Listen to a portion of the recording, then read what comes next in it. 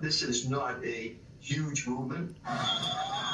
Shortly before the UCLA camp was cleared, the pro-Palestinian encampment was attacked by a masked group of counter-protesters. And at the University of Virginia, a large police presence arrives on campus to clear the encampment after days of unrest and chaos. Live here at NYU, it is very calm this morning. It was very calm all day yesterday as well, but it was a much different scene at the University of Virginia, where police arrested at least 25 people. Shannon. Matt Finn, live in New York. Thank you, Matt. Joining me now, Virginia Attorney General Jason Miyares. Great to have you with us, sir. Great to be with you. So we have shown throughout the show a little bit of what happened at UVA yesterday. The protesters there say they had been singing, they had been reading poems, they had been there for days. And then suddenly, yesterday, the scenes that we're watching now on screen, one grad student said it was completely disproportionate, the response of the Virginia State Police there. Governor Youngkin has said that you all talked in advance about how to handle these issues and support law enforcement. So your response to those who feel like UVA's removal was an overreaction yesterday? I think that's good PR spin by those on the other side, but the reality is what you had at UVA were students that were warned repeatedly. They were violating both their student code of conduct, that it was an unlawful assembly, there was trespassing, there were outsiders that were there.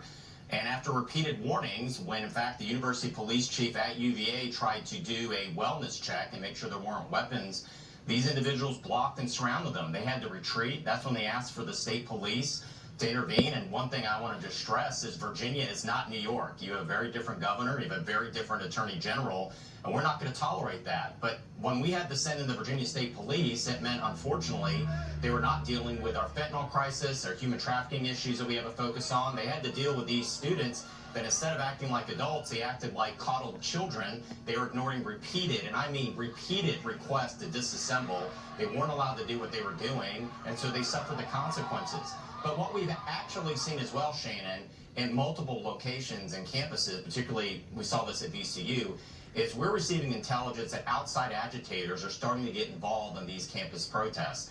We saw that they are showing up with pallets of prefab wooden barriers. We saw this at VCU. We've seen folks that are not students show up in riot gear with bullhorns to direct the protesters on how to flank our officers. We even see them taking water bottles, pouring half of it out, putting bear spray in the water bottles and throwing them at these officers, basically using them as chemical agents to try to assault our officers. And so our message is, if you think you can get away with assault and battery of an officer, if you think you can get away with threats of violence and acts of violence against those in law enforcement, I got to tell you, you're going to find out real quickly, Virginia is not New York or California, and we're going to hold you accountable.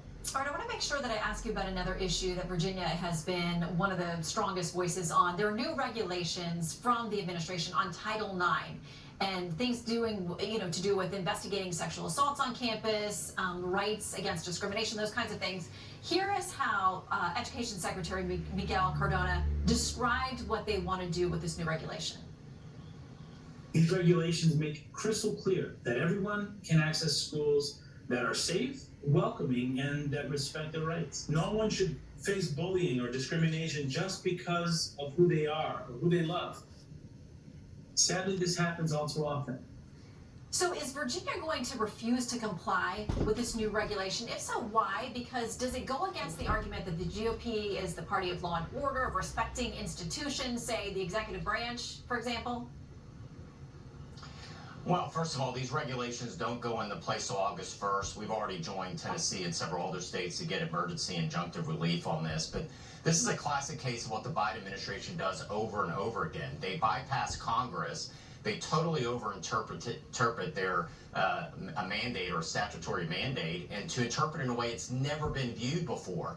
This is a radical reinterpretation because they know they can't get this through Congress. And I know Heritage Foundation, others have studied, less than 5% of the new laws and regulations Americans have to live through every year are actually passed by Congress. They're passed by these unelected bodies that try to have a new novel interpretation to impose a real far left view on Americans. And in the response to that last quote there, listen, I met with some of the students that have literally, they're women that have seen these biological males show up in their locker rooms without warning, that have to send them, not just compete with them, but I talked to one female student, had to find a janitor's closet to change in a swimming competition. She felt utterly humiliated with no warning, and that's what we want to do. We're going to protect women's sports. I think Title IX is a bedrock principle of protecting women's sport and protecting women in the locker room. And I just think the Biden administration is a classic case of being so open-minded your brain falls right out. Who in their right mind thinks we should have biological males in our women's locker rooms and on our sports teams right now competing against biological women? And so we're going to, every chance we get, we're going to stand with our women, and we're going to protect them in our women's sports. And I think this is a matter of common sense not being very common in Washington these days. Well, I agree with you. This Title IX change doesn't do with athletics yet, but we are hearing the White House is considering that as well. So we'll track all of these changes. Attorney General, thank you for making time for us. Always a pleasure. All right, former President Trump back in court. His longtime aide, Hope Hicks, emotional as she testified in that New York criminal courtroom. Our panel is here to discuss the developments in the case and how it's impacting the race for the White House. Next. The judge is highly conflicted. He should not be allowed to be the judge of this case.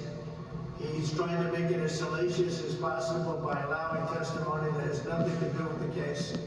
He wants to make it a nice salacious case, try and hurt Trump, but it's having the opposite effect. Well, that was former President Trump slamming the judge in his New York criminal trial. Judge And he's right. Marchand fined Trump $9,000 on Tuesday for violating a gag order, which bans him from publicly speaking about witnesses, jurors, court officials, their families. Shame on you, Judge. If the remarks are intended to interfere with the case. Third week of Trump's trial concluding with emotional testimony from longtime Trump aide Hope Hicks. Let's talk about it with our Sunday group, Fox News contributor and townhall.com editor Katie Pavlich, Fox News contributor and former State Department spokesperson Marie Harf, legal commentator and Project 21 chairman Horace Cooper, and Reuters White House correspondent Jeff Mason. Welcome to all of you. Okay, so we've heard a lot. Let me just read you how the New York Times describes this. There's a talk of a sex scandal with a porn star, a surreptitious recording of a future president, and the tearful testimony of a former confidant in the glare of the witness stand. The phrase falsifying business records, however, was not uttered to the jury during testimony, not even once. So, Jeff, we're getting a lot of salacious, but that final connection Bragg's going to have to make, they're not making it just yet. Well, yeah, because that's what the trial's about. The trial is about the documentation, and the trial is about recording. How he recorded the payments and where that money went. But it is, right now they're building a case, and they're building a case in a way that actually at some level is Donald Trumpian. I mean, it's like a reality TV show. They're painting the story, painting a picture of what the president did, allegedly, and filling in the blanks with salacious details. They are. And the one person's name who keeps coming up, the witness we are all waiting for, is Michael Cohen. The headline from the Washington Post says, one thing is already clear at Trump's New York trial, nobody liked Michael Cohen. And yeah, Katie, that is who the prosecution is building their case on. He's got to be the key to connecting all of this. Well, and we've seen other legal experts make the argument that Donald Trump was simply taking Michael Cohen's advice, and how can you charge and convict somebody for taking advice from their attorneys? The Democrats in general have been hoping that a number of these trials and legal issues they have brought upon former President Donald Trump will help them on the campaign trail. There's actually a lot of people paying attention to this trial, according to polling. But when you ask the question about whether it will change your vote, the majority of people say it will not, and there's a good percentage of people who say it will encourage them to vote for President Trump. So that's not really working in their favor. Including me. Politics here. I'll be voting for him as soon as I can, and Miss June will be voting for him. And he's got to be the linchpin to this whole case. Says he'll now make the pitch to the jury that they should put his former client in jail for following his legal advice. This would be difficult even for a competent and ethical lawyer. For Cohen, it is utter insanity. But Bragg is betting on a New York jury looking no further than the identity of the defendants to convict. Horace. This is a sad situation. Our criminal justice system is supposed to target people who have violated the law, not targeted people because of who they are. In this particular case, I think the judge has found himself in a very difficult situation.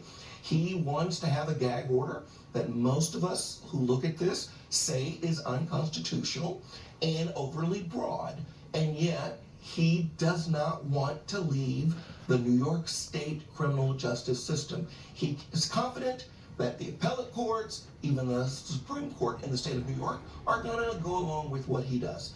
But if he abuses the gag order, he runs the risk that a habeas petition will allow this into federal court.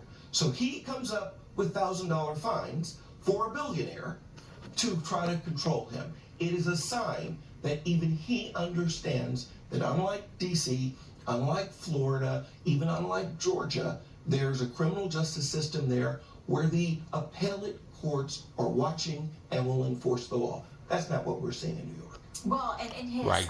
order, Shameful handing New out York. fines, because now we're waiting for a ruling on the next set of allegations about the gag order.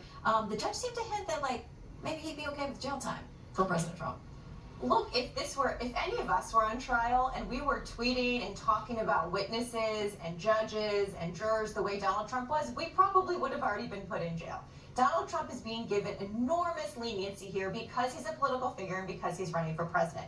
You know, Katie's right about a lot of the polling. There's another side of the polling, though, that I think is interesting on this. There are a lot of voters, particularly in the Republican primary, who said if he's convicted of something, that they would not ultimately vote for him. Or they at least consider Or changing they would their vote. consider changing their vote. And look, Democrats will tell you this is not the case we necessarily want adjudicated before the election. I think voters should have the opportunity to have the January 6th case, the Georgia case that talks about trying to overturn the last election.